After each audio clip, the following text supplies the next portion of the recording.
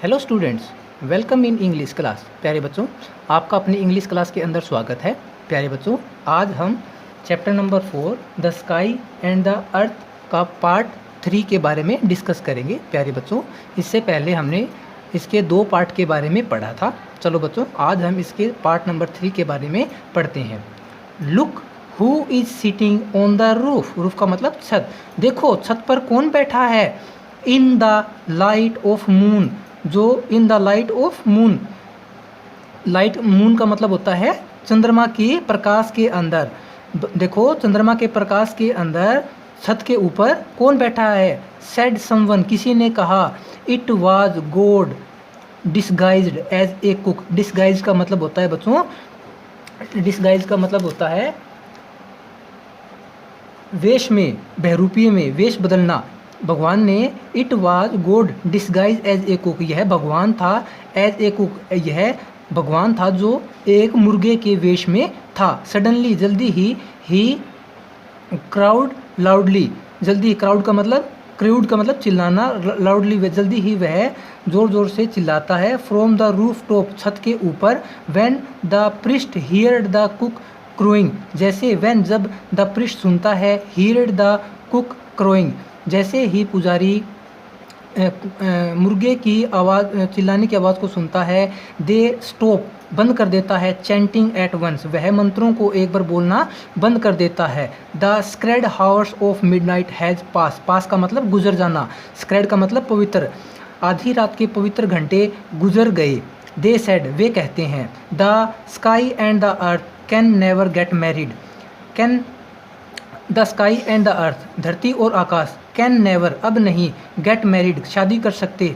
Now, अब। धरती और आकाश अब शादी नहीं कर सकते। क्यों? क्योंकि जो आधी रात के पवित्र घंटे थे वह गुजर गए थे। The pipers and the drums stopped playing. Pipers का मतलब शहनाई, एंड द ड्रम्स ढोलक, स्टॉप्ड बंद हो जाते हैं, प्लेइंग बजना, ढोलक और शहनाइयाँ बजना बंद हो जाते हैं। It is a day break, यह दिन का आराम था।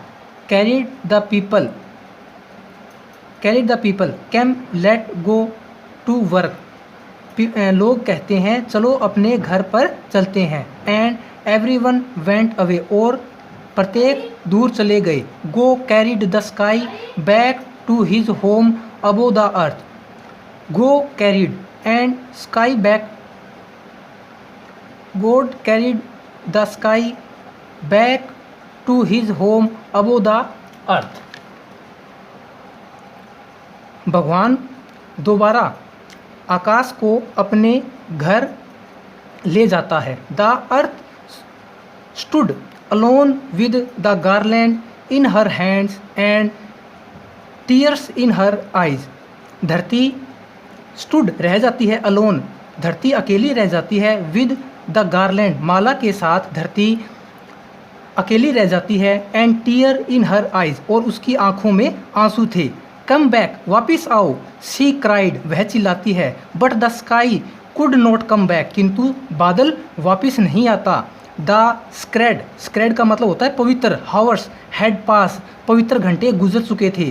Full of garland, full of gift, gift का मतलब होता है बच्चों, गिफ्ट का अर्थ होता है बच्चों दुखी। फुल ऑफ गिफ्ट, दुखी से भरे हुए। The earth flung the many colours garland at the sky. Full of gift, the earth flung the many colours garland at the sky and it fell round its neck. दुख से भरी हुई पृथ्वी ने काफ़ी रंगों की माला को, गार्लैंड माला को, कलर्ड काफ़ी फूलों के, कलर्ड काफ़ी कलर्ड की माला को आकाश के अंदर उछाला। दुखी हुई पृथ्वी ने काफ़ी कलर की माला को आकाश के अंदर उछाला। एंड इट फेल, फेल का मतलब गिरती है। राउंड हिट्स नेक, और वह गोल माला उसके गले में गिरती है। किसके? आकाश के। They looked sadly at each other. They looked, देखते हैं। Sadly, they looked sadly at each other. They looked sadly at each other, वे दुखी होकर एक दूसरे की तरफ देखते हैं। सम टाइम, कई बार। इवन टुडे, कई बार हम वी कैन सी हम देख सकते हैं गार्लैंड माला को that the earth made for the sky. कई बार हम धरती के द्वारा बनाई गई माला को देख सकते हैं जो धरती ने आकाश के लिए बनाई थी। We call it the rainbow हम इसको रेनबो का मतलब इंद्रधनुष, हम इसको इंद्रधनुष कह सकते हैं। And every time the sky wear it और हर टाइम प्रत्येक समय आकाश इसको पहनता है। वियर का मतलब पहनता है। His tear flow as his remembered the lovely earth और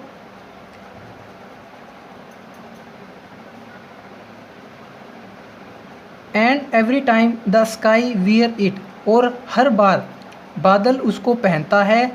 हिज टीयर फ्लो, टीयर का मतलब आंसू, फ्लो का मतलब निकलते हैं। As he remembered the lovely earth हर बार आकाश उस माला को पहनता है और उसकी आंखों से आंसू निकलते हैं जब भी वह प्यारी पृथ्वी के बारे में याद करता है। प्यारे बच्चों, यह था chapter number 4 the sky and the earth का पार्ट नंबर 3। प्यारे बच्चों, उम्मीद है कि आपको यह चैप्टर समझ में आया है।